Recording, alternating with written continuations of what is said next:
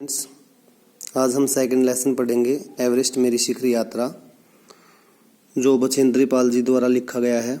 इनका जन्म 1954 को हुआ था और ये पाठ इन्होंने अपने बिहाफ पे इनके अपने लिए ही लिखा है। तो आइए इस लेसन को अच्छे से रीड करते हैं। एवरेस्ट अभियान दल 7 मार्च को दिल्ली से काठमांडू के लिए हवाई जहाज से चल दिया। एक मजबूत अग्रिम दल, मजबूत होता जो बहुत ज़्यादा ताकतवर था, बहुत पहले से ही चला गया था, जिससे वह हमारे बेस कैंप पहुंचने से पहले दुर्गम हिमपात के रास्ते को साफ करे। यानी कि जो बर्फबारी होती है ना, हिमपात होता है, उसको साफ करने के लिए एक दल पहले से ही चला गया था। नमचे बाजार शेरपान लैंड का एक सर्वाधिक महत्वपूर्ण नगरीय क्षेत्र है। अधिकांश शेरपा इसी स्थान तथा यहीं के आसपास के गांव के होते हैं। यह नमचे बाजार ही था जहां मैंने सर्वप्रथम एवरेस्ट को निहारा मतलब देखा, जो नेपालियों में सागरमाथा के नाम से प्रसिद्ध है। मुझे यह नाम अच्छा लगा। एवरेस्ट की तरफ से गौर से देखते हुए मैंने एक बारी बर्फ का बड़ा फूल यानी कि प्लूम जिसे बोलते हैं, बड़ा फूल देखा, जो पर्वत शिखर पर लहराता एक ध्वज सा लग रहा था। मुझे बताया गया कि दृश्य शिखर की ऊपरी सतह के आसपास 150 किलोमीटर अथवा इससे भी अधिक की गति से हवा चलने के कारण बनता था, क्योंकि तेज हवा से सूखा बर्फ पर्वत पर उड़ता रहता था।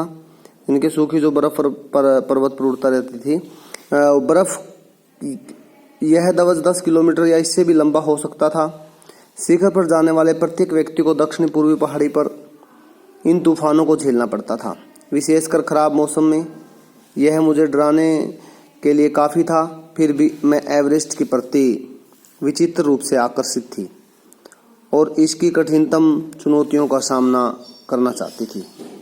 जब हम 26 मार्च को पेरिस पहुंचे, हमें हिमस्खलन के कारण हुई शेरपा कुली की मृत्यु का दुखद समाचार मिला। खुम्बू हिमपात पर जाने वाले अभियान दल के रास्ते के बाईं तरफ सीधी पहाड़ी के धसकने से लहोत्से की ओर से एक बड़ी बर्फ की चट्टान नीचे खिसक आई थी। 16 शेरपा कुलियों के दल में से एक की मृत्यु हो गई थी और 4 घायल हो गए थे। इस समाचार के कारण अभियान दल के सदस्यों के चेहरों पर छाए अवसाद को देखकर हमारे नेता कर्नल खुल्लर ने स्पष्ट किया कि एवरेस्ट जैसे महान अभियान में खतरों को और कभी कभी तो मृत्यु को भी आदमी को सहज भाव से स्वीकार करनी चाहिए। उपनेता प्रेमचंद्र, जो अग्रिम दल का नेतृत्व कर रहे थे, 26 मार्च को पेरिस लौट आए। उन्होंने हमारी पहली बड़ी भागा खुम्बू हिमपात की स्थिति से हमें अवगत करवाया। उन्होंने कहा कि उनके दल ने कैंप एक 6000 मीटर जो हिमपात के जो ठीक ऊपर है वहां तक का रास्ता साफ कर दिया है। उन्होंने यह भी बताया कि पुल बनाकर रस्सियां बांधकर तथा झाड़ियों से रास्ता चिन्हित कर सभी बड़ी कठिनाइयों का जायजा ले लिया गया है। उन्होंने इस पर भी ध्यान दिलाया कि ग्लेशियर बर्फ की नदी और बर्फ का गिरना अभी जारी है। हिमपात से अनियमित और अनिश्चित बदलाव के कारण अभी तक किए गए सभी कार्य व्यर्थ हो सकते हैं और हमें रास्ता खोलने का काम दोबारा करना पड़ सकता है। बेस कैंप में पहुंचने से पहले हमें एक और मृत्यु की खबर मिली। जलवायु अनुकूल न होने के कारण एक रसोई सहायक की मृत्यु हो गई थी। निश्चित रूप से हम आशाजनक स्थिति में नहीं चल रहे थे। एवरेस्ट शिखर को मैंने पहले 2 बार देखा, लेकिन एक दूरी से। बेस कैंप पहुंचने पर दूसरे दिन मैंने एवरेस्ट पर्वत पर तथा इसकी अन्य श्रेणियों को देखा। मैं भौचक्की होकर खड़ी रह गई और एवरेस्ट लहोत्से के नुत्से की ऊंचाइयों से गिरी बर्फीली टेढ़ी मेढ़ी नदियों को निहारती रही, मतलब कि मैं देखती रही। भौचक्की होता है जैसे आश्चर्यचकित होना। हिमपात का मतलब होता है बर्फ का गिरना। हिमपात अपने आप में एक तरफ से बर्फ के खंडों का अव्यवस्थित ढंग से गिरना ही था। मतलब बर्फ के बड़े बड़े टुकड़े होते थे जो अव्यवस्थित ढंग से, ये नहीं पता तो किस साइड में गिर रहे हैं, अव्यवस्थित ढंग से गिर रहे थे।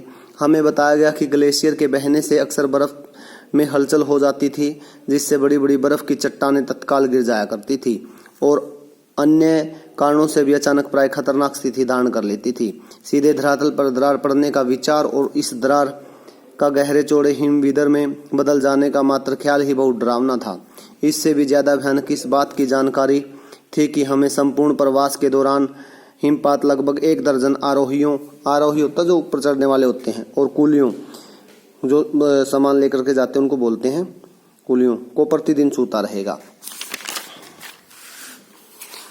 दूसरे दिन नए आने वाले अधिकांश सामान को हम हिमपात के आधे रास्ते तक ले गए। डॉक्टर मीनू मेहता ने हमें एल्यूमिनियम की सीढ़ियों पर स्थायी पुली का बनना, लट्ठों और रस्सियों का उपयोग, बर्फ की आड़ी तिरछी दीवारों पर रस्सियों को बांधना और हमें अग्रिम दल के अभियांत्रिक कार्यों के बारे में हमें विस्तृत जानकारी दी। तीसरा दिन हिमपात से कैंप 1 तक सामान ढोकर चढ़ाई का अभ्यास करने के लिए निश्चित था। रीता, गोम्बू तथा मैं साथ साथ चढ़ रहे थे। हमारे पास एक वॉकी टॉकी था, बात करने का, जैसे हम मोबाइल रखते ना वॉकी टॉकी होता है ऐसे ही, जिसमें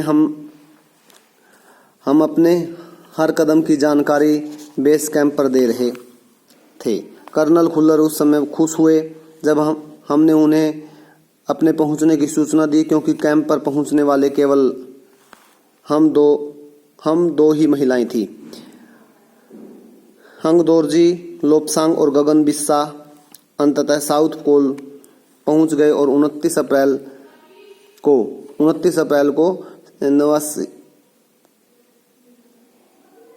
79 मीटर पर कैंप 4 लगाया। यह संतोषजनक प्रगति थी।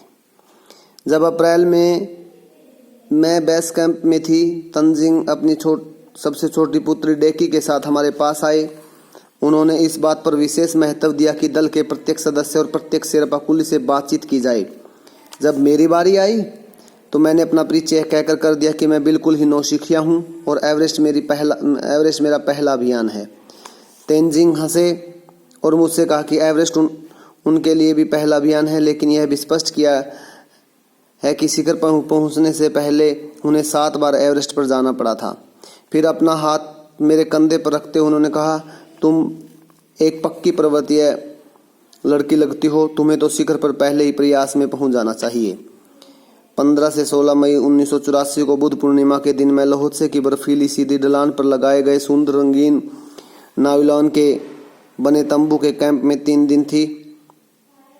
कैंप में 10 और व्यक्ति थे। लोपसांग तासरिंग मेरे तंबू में थे। एंडी शेरपा था और 8 अन्य शरीर से मजबूत और ऊंचाइयों में रहने वाले शेरपा दूसरे तंबुओं में थे। मैं गहरी नींद में सोई हुई थी कि रात में 12:30 पे के लगभग मेरे सिर के पिछले हिस्से में एक सख्त चीज की टकराने से मेरी नींद अचानक खुल गई और साथ ही एक जोरदार धमाका भी हुआ। तभी मुझे महसूस हुआ कि एक ठंडी बहुत भारी कोई चीज मेरे शरीर पर मुझे कुचलती हुई चल रही थी।